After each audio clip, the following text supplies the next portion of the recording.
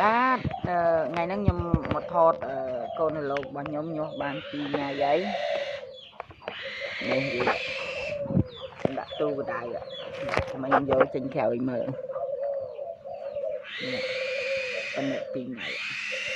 មិនងាប់ទេណារស់គាត់ថាវាដេកចឹង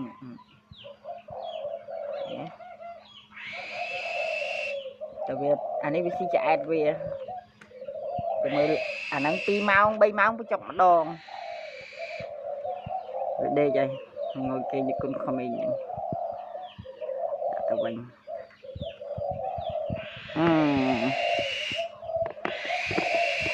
ហើយកុំភ្លេចជួយ Subscribe ផងណា Subscribe ដើម្បីតាមដានមើលកូនលោករបស់ខ្ញុំ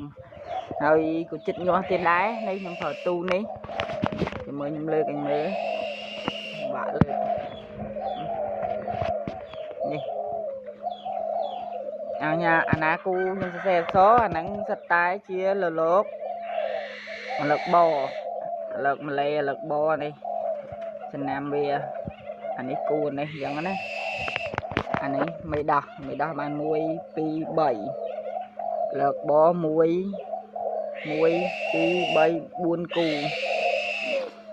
គូហើយធ្លាក់2គូទៀត4 5 6 7ហើយជាបាន7គូដែរអានេះទៅធ្លាក់ទៀតនៅធ្លាក់បាន2 3ដុកទៀតមើល1 2 3តាន់3ទៀត6តាន់យកមកដាក់ឯងព្រោះឲ្យចាំមើល1ថ្ងៃ2ថ្ងៃទៀតបានយកមកដាក់អូខេ friend ទាំងអស់គ្នាកុំភ្លេចជួយ Subscribe កុំភ្លេចតាមដានមើលលោករបស់ខ្ញុំតើខ្ញុំបញ្ចុករស់អត់នេះគឺកូនលើករបស់ខ្ញុំបើកឲ្យមើលម្ដងទៀតគឺខ្ញុំបញ្ចុកបាន2ថ្ងៃហើយមកអាចវាជុះឡងពេញហ្នឹងតែវាស៊ីណូឃើញវាពេលអញ្ចឹងវាឲ្យចិត្តឃ្លានវាឲ្យជុះអាច